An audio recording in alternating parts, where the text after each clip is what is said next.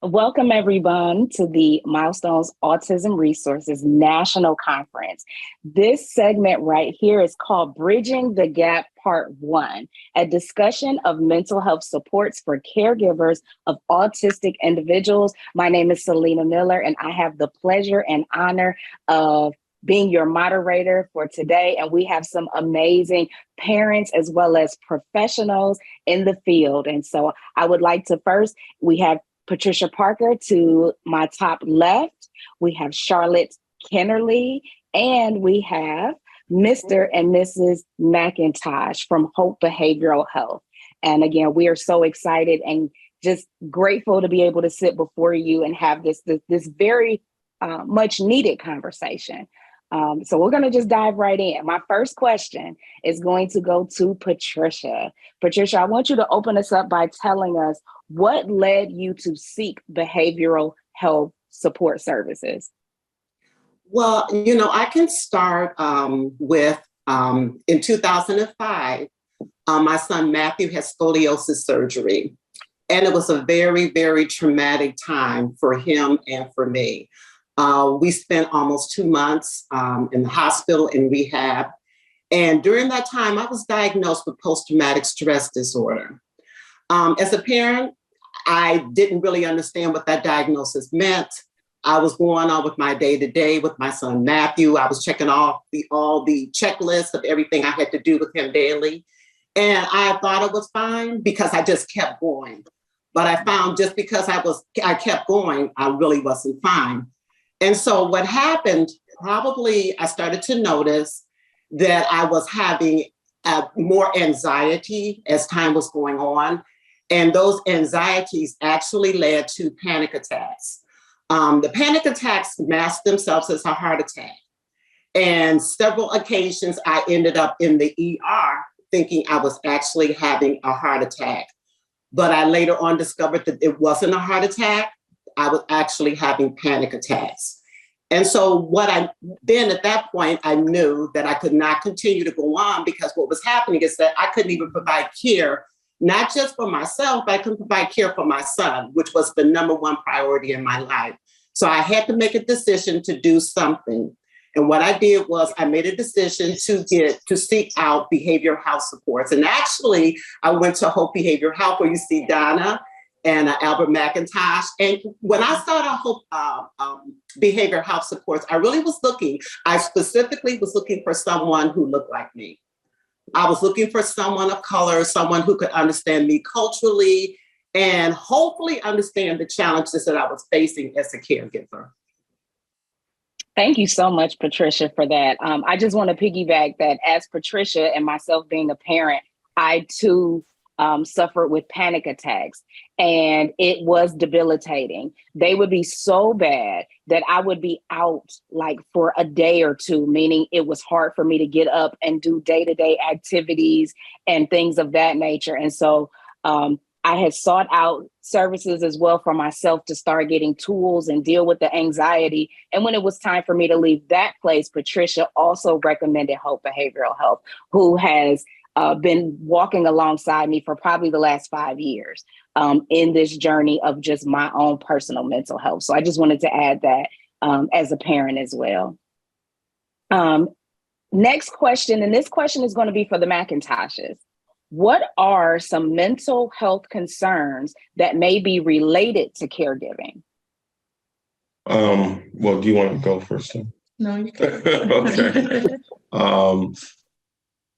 Well, obviously, the main things that we typically see as a concern, and it's interesting, Pat came in with a prior diagnosis of PTSD, but it was definitely the anxiety that made it difficult. So that was the symptom that we're seeing, the symptom of being so anxious that you're not able to function, you're not able to do the job. And usually when people come to Hope Behavioral Health as a mental health practice, they are running up with these symptoms that they're finding that they cannot control or what have you. And so sometimes they're not in tune always with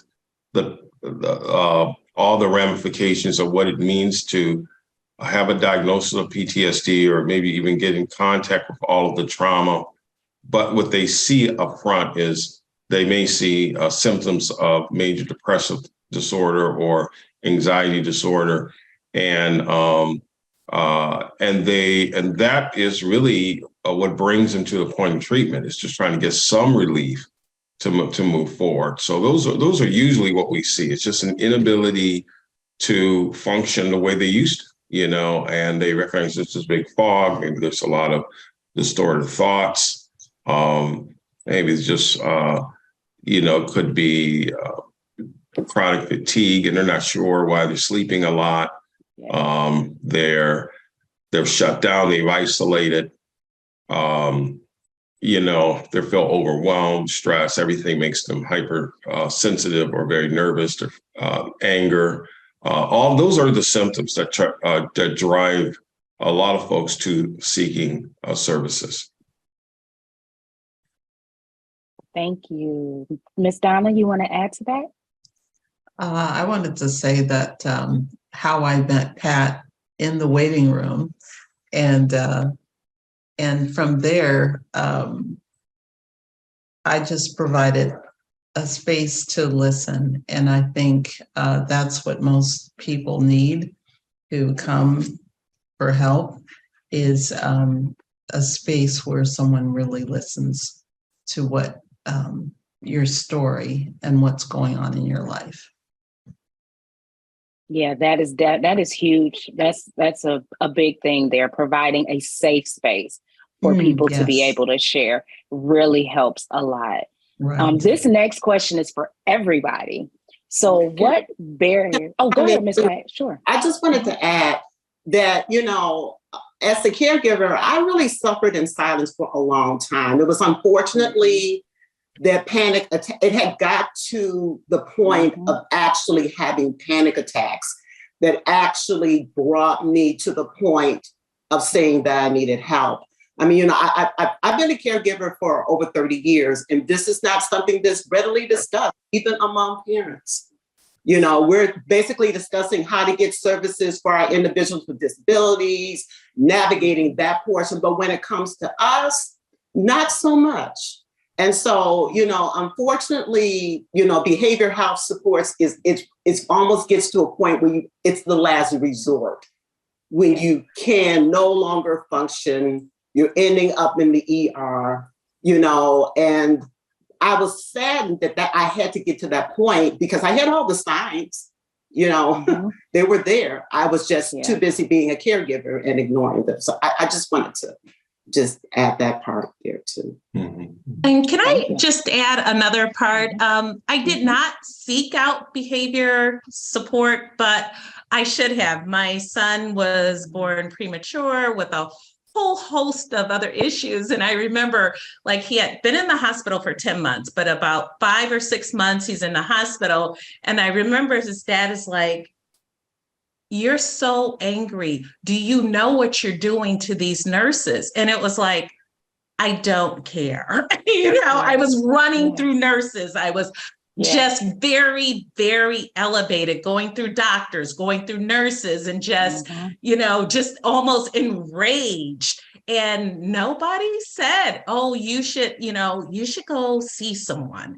I remember my mom was like, "You know what? You just have to deal with it. Keep moving, keep on doing what you're doing." And no one said, "Charlotte, why don't you go talk to someone?"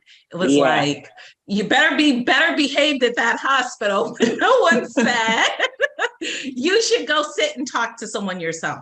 Not the doctors, not the nurses, not the social worker, not my family. No one said anything. They were just saying, "You have bad behavior and you need to keep going with better behavior." Wow. Let me comment on that issue. I think in the professional arena, we're always taught to, okay, what's your presenting problem? And when you think about it as caregivers, your focus has been on the individual with the disability that you're caring for, right? So there's a whole team around that individual, your loved one that you're caring for. They have an individual rehabilitation plan, service plan, educational plan, care plan. They have respite. The funding is directed. And so, and really, if you're overwhelmed and you're not able to provide care, and so this is something that, that we're aware of, then you're almost faced with a level of judgment. Let me give an example. Yep. You're working with your loved one, the person you're providing care for who has special needs. And the frustration of the day-to-day forces you, and the fact that you're struggling with anxiety or depression or whatever, you shut down. Okay, maybe you make a bad decision. Maybe you have to, we want to do a proper restraint, but it ends up being a wrestling. You end up being so frustrated. It's just not one of your better moments. Okay. And you stand in front of the weekly care team that consists of professionals all around the table. And of course, you're there and you relay this. Either one, you don't relay it because you know they're going to get judgment, or you do relay it and you'll still get judgment. You may even get an investigation, right? And that's a lot of stress, and it doesn't allow you to be human. So the focus is not on you, the caregiver. The assumption is that if you're caregiving, you have it all together. And I've seen situations where parents are so stressed that they give up custody of their kids because they are accused of not treating them well, and they're just overwhelmed. And then what happens is, but it doesn't matter whether I'm not going to say child, adult, whoever goes. The reality, no one can provide the care that you can provide as a parent. We know that. But parents have to have the flexibility to be human, and therefore, what I think is happening, Charlotte, is more individuals are understanding the need as we start educating people in this concept called trauma-informed care. We're recognizing that it is not just about a particular event, but it's a whole. There's a lot that's involved in it. We have to look at the whole system. We have to look at the environment. And so now we are saying to caregivers and other people in the environment that, yes, you can have some residual impacts, or we call it vicarious trauma, as a result of caring for someone who has been impacted as well. And so that narrative is changing. But at the time, you're correct. Nobody was looking at the caregivers as the recipients of care. We only looked at the caregivers as needing to provide care. If they didn't do it well, we investigate them and we remove the individual. And that was a horrible way to function, but we have to change our paradigm. Charlotte, I wanted to ask you, when you were, as you say, going through nurses and doctors, were you aware of how you felt? Were you aware of the anger, or?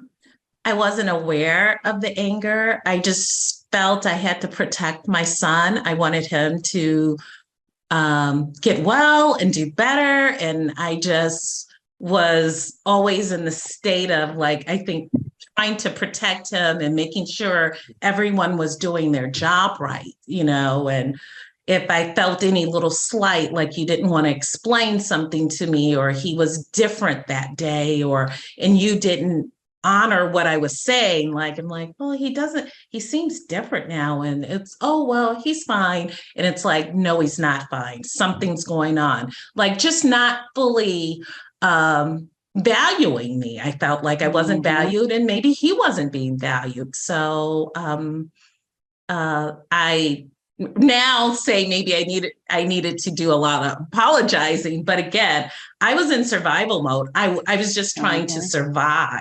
That's where I was. Because I was thinking for people who come to get help, or I should say support, because everybody needs support, right? But we don't always we aren't always mindful of what's going on inside of us. So that's another reason I would say, that space of having someone to listen, and just not to listen to you, but for you to listen to yourself and what's going on inside of you. Donna, that's an important point, because I'm thinking back, my son is 33 years old. And I signed up to be a parent. I was so excited. I wanted to be a parent, but I did not sign up to be a caregiver. And I think the thing is that, defining my role, I did not understand back when he got his diagnosis. I did not understand how I had evolved into a caregiver. No one explained to me that new role. There was no training. There was no support. I was just, put into that role as a caregiver.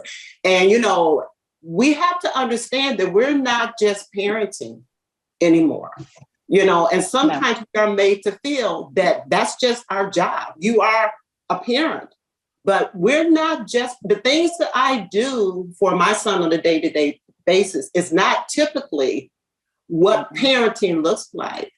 I mean, my son is 33 years old. I have a son that's 32 and I have a son that's 33. I still have to help my son 33 with toileting. That's not just being a supportive parent. No. That is caregiving. I mean, I don't help my 32-year-old son. I bet not come near the bathroom, but I still provide toileting assistance to my son. And so I think the thing is just, us seeking out help and knowing we need help. We have to be educated that we're not just parenting anymore. We have a whole new role that is not many times being identified to us or explained to us or helping us to navigate it. It's just we've been plunged into it, and it's almost like sink or swim. And even to just, before we go to the next question, piggyback off that, when it's in your mind and it's placed to you that, well, you're the parent, then it also makes you feel as though, well, why should I be seeking support or help? Because as a parent, this is what I'm supposed to do. So why am I special? Why do I need to do all of this extra? Because as a parent, this is my job.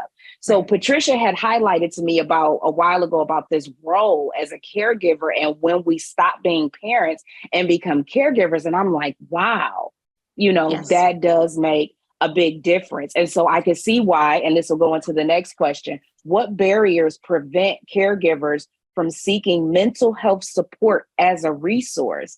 If I'm just looked at as a parent, then for some, I may not seek mental health support because I'm just thinking that this is just my role and my job. Well, one of them is definitely cultural norms. I remember my mom was alive during this time, and it was like, hey, we're long-suffering African-American women. You just do what you have to do. There is no, what do you mean you think you need help? You'll be okay. You just keep going. You keep going and you keep going and you just keep going. You're fine. And that's what culturally, that's what you kind of do. There is no, there's really no time for tears either. It's like, no. Yeah, you take care of your baby. That's what you do. You're going to take care of them and you're going to be happy about it and move on in life, right? That is good. That is good. Anybody else want to answer? What barriers prevent caregivers from seeking mental health support as a resource? Yeah, let me jump in there. Well, I'm going to speak broadly in this issue of more of a cultural issue. So thank you, Charlotte, for identifying the fact that from a cultural issue, as Black folk, we don't seek therapy, right? That's the mindset. We don't need therapy. We got the church, right? Right. But we're recognizing that there's a lot of stigma behind that. And there's only so much, even our pastors can do, okay? And someone said, I just heard this the other day, where Jesus is okay with us seeking therapy. It's okay. He's not going to be mad. That if you can connect with someone. So one is that it is important that people see someone who can connect culturally to who they are. So definitely there's a cultural barrier that if I'm seeking therapy, first of all, as a caregiver, one of the things I would imagine is the stigma of, and we've already said it, that you're a parent, you're supposed to do this. Now I'm going to, let's say I'm going to a therapist that is not culturally competent, okay? So it does help if you have a therapist that you perceive to be culturally competent because they're maybe from your community, they may share your same faith tradition, they may, racially are the same as you, but there are times that that's not available because of where you live and what have you. So what I would ask is that people seek someone who's culturally competent. What I mean by culturally competent is they have cultural knowledge and they have sensitivity. So those two things combined, and they're able to relate, and they always ask permission to teach me. And one thing is when we're working with parents of caregivers, because even within all of that, if, let's say like in our team, we have a wide variety of diverse therapists that operate at Hope Behavioral Health, but not everybody understands what it feels like to be a full-time caregiver. So just like any cultural shift, you have to ask, a good therapist asks that individual, please teach me, please educate me, help me understand your world. That's very important when you're finding a therapist. But going back to the barrier. So one barrier is cultural sensitivity and also cultural competence and the ability to relate and understand what it means to be a caregiver. Remember, there's that stigma of mental health in general, and then that stigma of if you're a caregiver, you shouldn't need any help.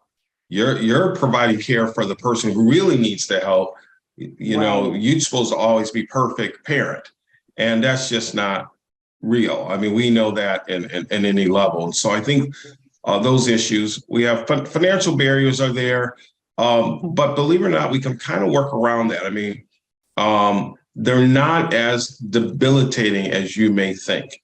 Oftentimes I hear about that financial barriers, and what I oftentimes have to do, and I have to be real honest, guys, is challenge people about, let them know in therapy, this is something you have to make a commitment that changes your life and transforms your life to keep you healthy. Yes. And it's amazing how we find money to always do the things we really want to do, right? Come on. We'll have that $50 to get our hair done every week. That's right. $200 a month. We'll find, and I'm talking about folks who claim to be flat out broke. They seem to always have money to do. So what we have to do is shift our priorities a little bit, recognize that what we tell people day one, counseling takes resources, it takes time, and here's the hard part, it takes effort. If they just come to the session and they're not working on the tools that we suggest during the week, they're benefiting from it, but not to the level that they could, and so that it's a change in our thinking, it's a change in our paradigm. So we have to be very active in this eliminating these known barriers. So there's cultural, there's financial, there's educational barriers in terms of changing the paradigm and perspective, breaking stigma that has affected our community. That's from my perspective. I'll be curious to see other barriers that people express. Well, that's really, really good. And I just wanted to piggyback, Mr. McIntosh, something you said that goes with this is some people feel as though it's not going to be helpful. And now being a counselor, what I notice is that the people who do the work, the people who meet me halfway, the people who do the homework and it works. So counseling works when you also do your part. So we'll do our part, but you have to also come in with an expectation for yourself that I'm going to give my all to this process. And as a counselor, I'm going to give my all to the process. And then those who do, you can see the success of what they come through. So the part of people feeling that it's not helpful because of the things that they may think about therapy and counseling and not need it, a lot of the time when they come in with the, I don't think this is going to work for me. And then so you're only getting one half of the puzzle that's working towards this being a success.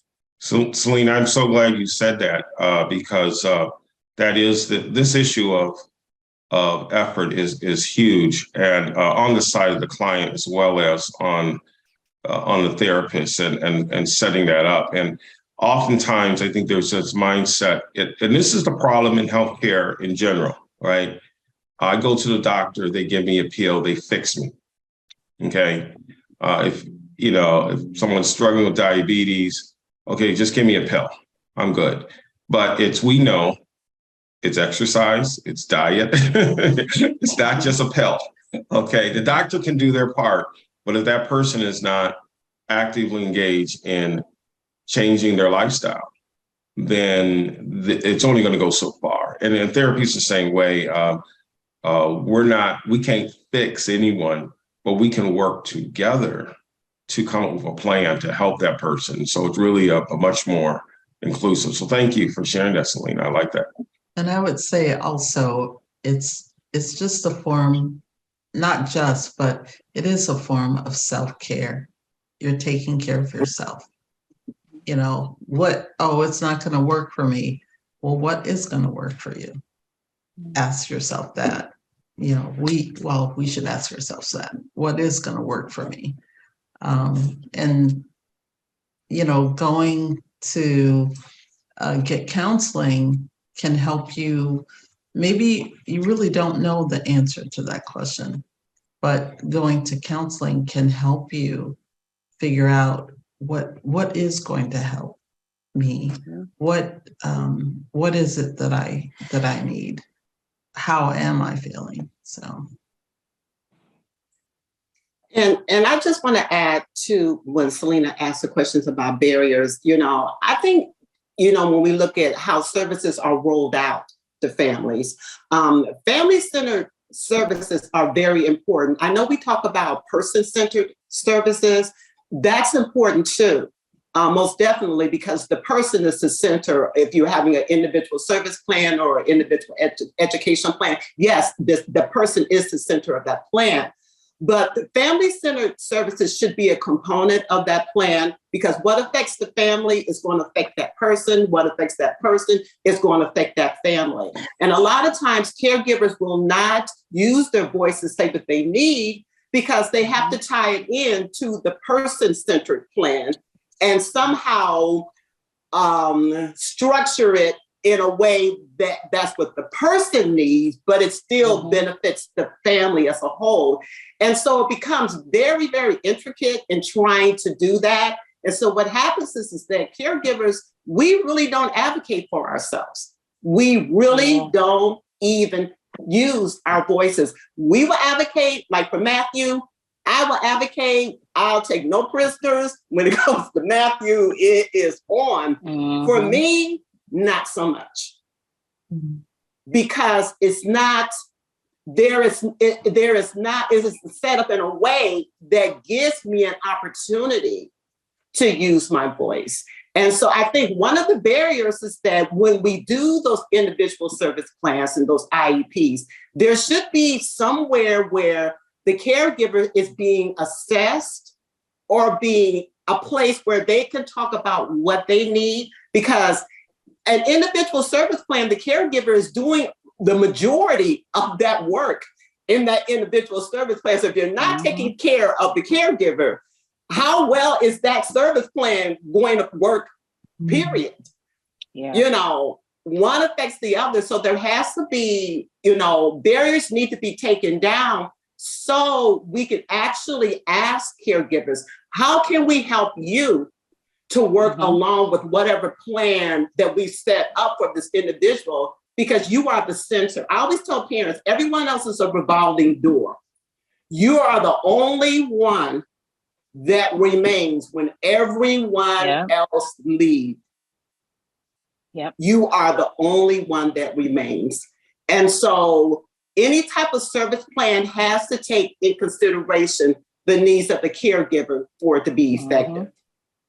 Do you think there's shame and guilt when caregivers say they have needs, though? You think that they feel like they're less of a care, less effective? If I say I need help, then is that admitting a weakness? Is there some shame and guilt around that, wow, I'm not able to take care of my child? Or, is there? Oh, Charlotte, real quick, I just want to jump in on that. I work with a few moms who take care of individuals that have autism. And some of them are still in the grief stages, even though their child may be older. Some of them are still feeling as though they did something to cause the disability.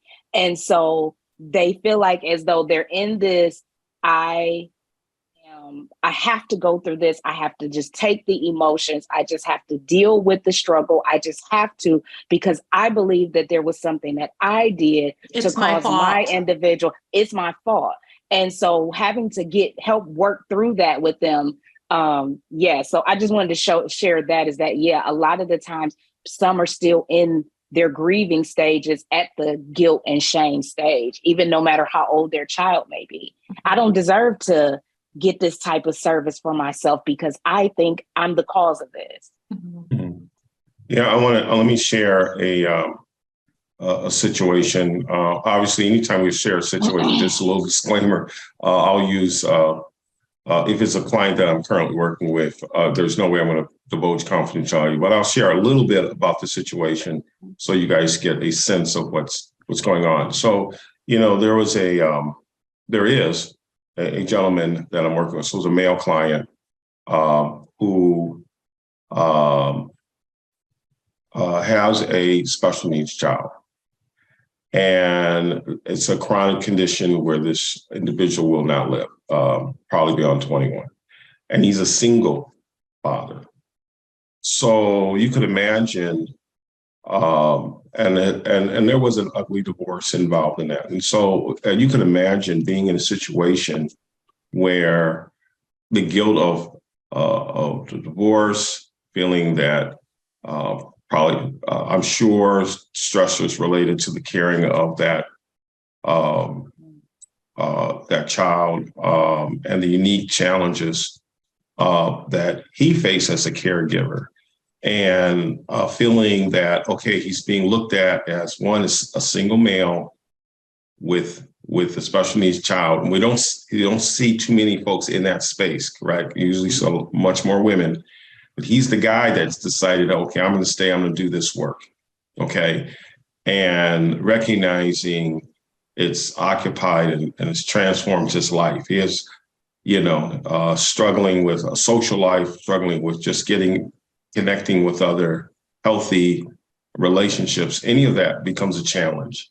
And I think there, Charlotte, you talked about, that shame. I think, one of the things I think we're trying to do, and this happens in the context of treatment, is to really identify shame as a very destructive force. It is the mantra of somehow I am wrong, I'm flawed. It's, there's the shame of, or the guilt of I did wrong. Then there's the guilt that because of my life circumstances, what had nothing to do with me, I am wrong. I must have done something wrong, which is a total lie. And then so shame develops there. And then of course, shame comes in when there's a feeling of somehow I'm to blame. And it's very important that we confront those faulty narratives. So when you're in the space on a daily basis, the grind of caregiving, those thoughts pop in your mind. What did I do? Okay. And it's usually some error in your thinking about that when you have done nothing. Okay. It's just called life. And so one of the benefits of good mental health treatment is to be able to confront those thought distortions and be able to understand your value and who you are. And that there's no truth to that, even if other people have a demented mindset to put that back on. Because sometimes you run into that, especially we serve a lot of our tagline in our practice is culturally competent, spiritually sensitive, trauma informed. And it's not unusual that we will reach out to a lot of folks in the faith community. And they may have distorted thoughts of, oh, you're being punished by God. That's the reason why your caregiver is this way or whatever. And that is so wrong. And it is a distorted thought. There's no truth in it. And it really helps to have someone who can give clients tools to be able to bring that perspective so they are not impacted, or at least are not allowing those negative thoughts to control them. They're going to be out there, but you don't have to be controlled by those. And that really helps in terms of your own self-esteem, in terms of staying in this work and really having a world perspective or a better perspective in terms of moving forward. I was going to say, just to clarify, the guilt is I did something wrong, but shame goes further and says I am the something wrong. So that thinking can really be a hindrance to getting healthy. Okay, next question. What types of pre-existing issues place caregivers at risk for mental health concerns? I'm gonna shoot that to the McIntoshes first. Well, you just think about the whole situation. Think about this. There's grief day one. So your child is born with some noted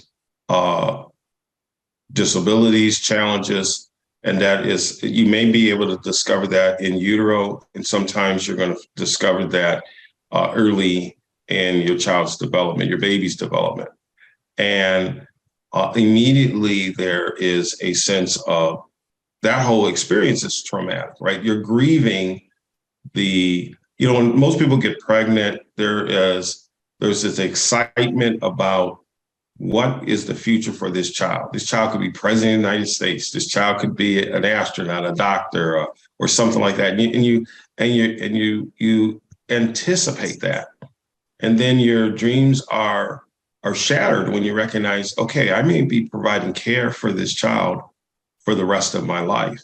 And so not only are you grieving that loss, but you're also coming to grips with your life won't be the same. And especially if it's a situation like the example I use where it's chronic and the life expectancy of the child you're caring for is limited. That child may not hit age 30. And it really, it's a devastating thing. And so it's grief, it's trauma, day one. You may feel social isolation and a sense of depression, just trying to navigate the various resources around that. It will strain relationships, okay? Oftentimes you hear caregivers struggle in their marriages because the other partner is not willing to work with them and stay involved in this relationship and what it means for the long haul. That will create a sense of bitterness. So all these are conditions, pre-existing conditions before, usually very early in the process, okay? And we're talking years later where a person is dealing with compassion, fatigue, burnout, and they recognize they don't even have the energy anymore because of the demands of caregiving. So I would say those are the things that's right on. If I put at the bare minimum, if I put a diagnosis on that, I would say every caregiver who's dealing with a special needs individual and discovering that day one when through pregnancy or birth is dealing with, at minimum, adjustment disorder, right? And just grief. There's so many layers of grief: loss of a dream, loss of what you thought, loss of how your family will be. If there's a divorce, there be loss of relationship. So there can be a number of losses that can be complicated. And for me, I would speak to, I think, me having a son who I provide care for, who requires 24-hour supervision. There's not many breaks. I'm his primary caregiver, and he cannot be left alone for his safety. So we're talking about someone who needs that ongoing support 24 hours a day, 7 days a week, 365 days out of the year. It can be very taxing. And then also he has behaviors. They're called self-interest behaviors. He bites his hand and he hits his head. And they can be quite invasive, where he actually will break the skin. He will bleed. And they can be quite severe, that he has to wear a helmet at times. And those behaviors have to be managed. I mean, he's on medication, but medication is not enough. You have to use other type of sensory input, equipment to manage those behaviors. So I think, and I also provide support to other families. And I know families who have, who are providing, or who are caregivers who provide services to people who are aggressive, who have aggressive tendencies. And so anytime you are a caregiver and you're dealing with those type of issues on a day-to-day basis, it can be very, very taxing on you. I think even adding to that, multiple caregiver responsibilities. So for some of us, for some of us, we're not just a caregiver to the one, but you still have other children that you're raising in the home. You may have a spouse, or you may be married. You may have a job, a career. I mean, a lot of that also comes into play when you have many responsibilities on top of being a caregiver. So the adjustment to your life to care for your loved ones. So I know that's something that I personally have a lot of things that are on my plate on top of, being a caregiver. And how about sometimes you have maybe untreated mental health issues already there, and then now you're in this caregiving role and it's even more challenging? Like maybe you were able to manage before, but now I have to care for this individual with autism, and it's unexpected, and I was able to cope, and now I'm not, because I didn't address those issues, before, and I was just, getting through. Yeah, that's really good, Charlotte. That's really good. And I want to go to, go ahead. Yeah. As I grew up as a child, I had issues with depression. I had my own issues growing up. And actually, I didn't address those issues, but I did not know I was going to be preparing as an adult to be a caregiver. So a lot of things that I didn't address growing up as a child and as a teenager actually complicates, or it actually causes my struggles as a caregiver to be even more impacted. So I think if you've had any pre-existing mental health issues before becoming a caregiver, then you're actually going to see problems present themselves even in a more stronger way. That's true. Okay, our next question is, what is the importance of caregivers understanding their role? One thing is that they will learn how to learn self-advocacy. So one of the roles as a caregiver is learning self-advocacy, not just in the form of our loved one that we're raising, but even self-advocating for yourself. So I remember I had to self-advocate for myself a lot, especially going to the doctors and physicians. And at a time where my health was in this place, finally having the voice to say, no, something is wrong. I don't need you to just push me to the side. I need you to help address a situation where I may not have had a voice before, only because we go to trusted professionals and we just say, hey, they tell us this is what's going on. And we are like, okay, they're the trusted, they're the ones that have the degrees and things like that. And so we go and we say, okay. But in this life of advocating for Elijah, one thing that God has shown me and I've learned is that I have to self-advocate for myself too. If something doesn't seem right and I know that, then I need to open my mouth and say, no, this is what I need. This is what I need assistance in, or this is what I notice about even my own health.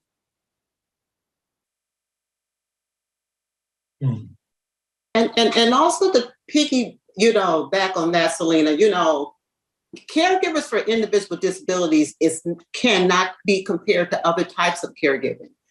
I mean, our role many times is lifelong. I mean, I will be caregiving for my son until I pass away, or God forbid, he were to pass away. But this is a lifelong journey. And so I think the thing is that I need to be able to get help even identifying what I need. Many times, like for instance, I struggled with grief. And I later on found out that there was a term called chronic grief. And chronic grief presents itself is that I grieve at different times. It's like a wave. I grieve that Matthew is never going to get married. He's never going to have his own family. I grieve that he's never going to live independently from me. I grieve, but this happens at different stages. When I see other friends and their children are getting married and they're celebrating their grandchildren, I grieve that, but I did not understand what I was feeling because no one helped me to identify what was going on. No one validated, my emotions, and so I need help. And, that's why mental health supports is very important. They help me to identify when no one else is helping me to identify. Yeah. And many times parents are not talking among themselves about this because they feel like, well, they're going through just like me. Why am I don't want to constantly be complaining that I'm, grieving and I'm depressed because, let's face it, they are, the other parents are too. I mean, so I need help having the support to identify or validating things that I'm feeling that no one else is validating for me. That's good. Thank you, Ms. Pat. That's really, really good. Our next question is, which of the following should culturally competent behavioral health providers have?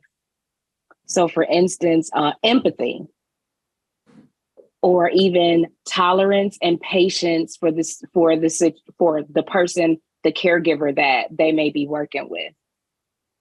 Yeah, well, so let me jump into there.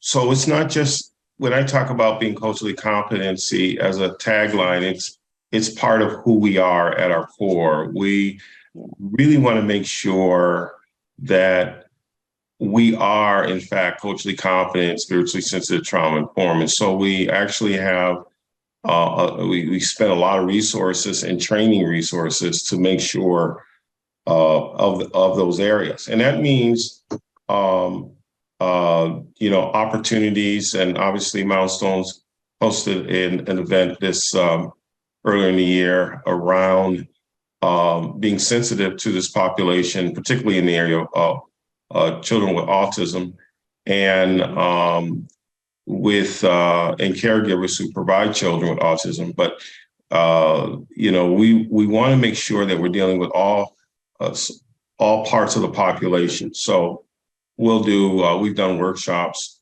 trying to be sensitive to members of the LGBTQ population. We've done workshops.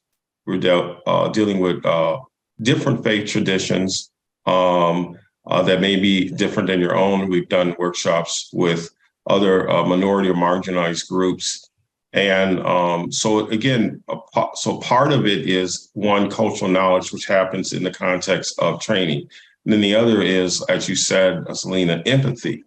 Okay, so that's cultural sensitivity, our ability to not just be sensitive, but sensitive in a way that conveys intimacy, conveys empathy. So my ability to really give value to the other person's struggle, that I can really connect as best I can on an emotional level with that. And even in that case, unless you're actually living the experience of another, there still is a stretch, but your job as a clinician is to convey that. So I think part of that is the commitment of educating knowledge and practice, and in the space of intimate empathy. And there's things you can do, particularly with some real strengthening some areas of listening skills that we hope all of our therapists utilize, that can, we don't want therapists to talk over our clients. We need, as Donna's pointed out, we need them to listen, but really there's an art to listening that conveys empathy, that good therapists are taught and they practice and they implement in their practice on a daily basis. Thank you so much. That was really good. Thank you. And I just comment too. Originally when I started on mental health, I definitely looked for someone of color. I mean, navigating and advocating for Matthew, I have ran across so many situations where people have not been culturally sensitive to me. And it has been very, very difficult. And I'm going to give an example and tell a story that I was in a meeting with a group of professionals. And in the meeting, they were telling me what they felt Matthew needed. And I did not agree. And so as I was sharing to them as Matthew's parent, what I felt he needed, they told me that they wanted me to repeat back verbatim what the information they had given me. And I was taken back because what they were saying to me was, we don't believe you don't agree. We believe you don't understand. And everyone in that room, there was no one of color in that room. And so I was addressed as a person that was not validated that I didn't agree. I was addressed as a person that did not understand the information that I was being told. And my response was, do not patronize me, because I did not repeat it back. And so when I look for mental health services, I'm very, very vulnerable. And I'm in a vulnerable state. So I knew when I was looking for services, I wanted someone who would listen to me, not based upon what they thought I could understand or perceive, but listen to me. So when it comes to mental health services, being culturally sensitive, it was vital for me, because I'm already vulnerable. I'm already in a place where I need help. And I had already experienced looking for services and help for Matthew and being addressed in a way that was not culturally sensitive. Yep.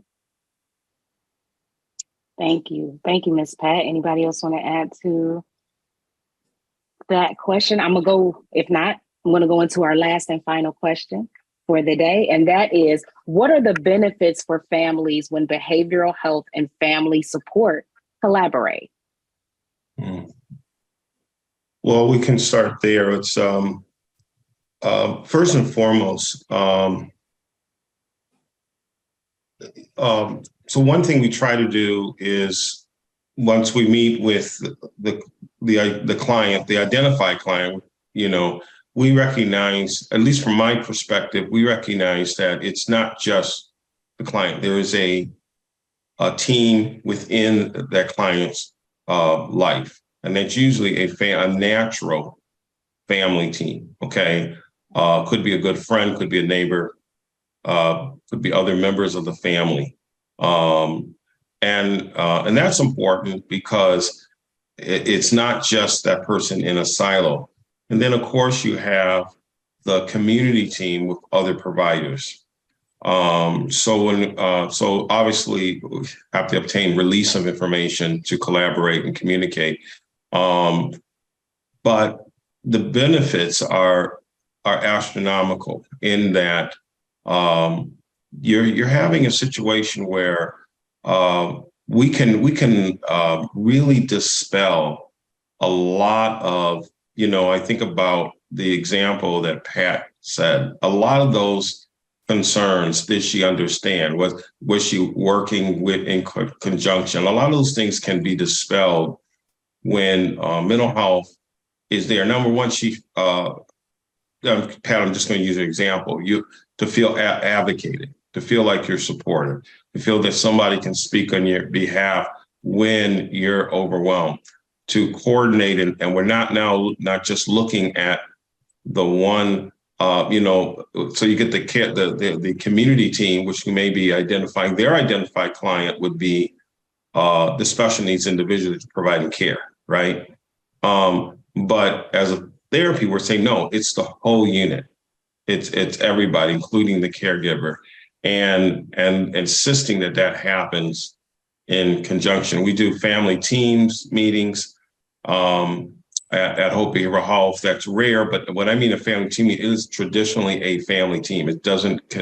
It may have one provider, but it primarily has people in the community in that person's life that can wrap natural support services around that individual. And that's just part of how we operate in more of the complex areas. We don't do a family team for everybody, but there are times when there's a safety issue or there is a more pronounced issue, and that we need to pull in more individuals. I've had family team meetings of large family units, where we have 7 or 8 people, all members of the family in the same room, advocating and working out a plan to provide help in healing, restoration, and a good plan going forward. And they're very difficult, but if you can do them, the outcomes are amazing. And I would add, we are strengthened when we have support, and also the name of our practice is so we have hope. If you have hope, it makes a world of difference. Thank you so much. Anybody else want to add to that? Our final question.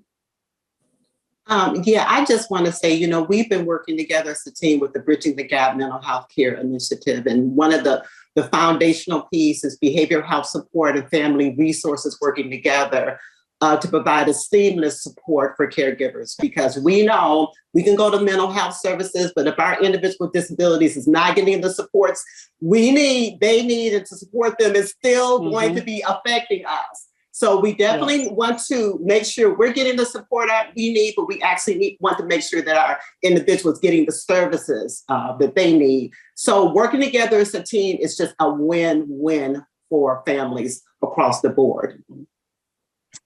That family-centered support, right? Yeah. Mm-hmm. Yep. And collaborative problem solving. Yes.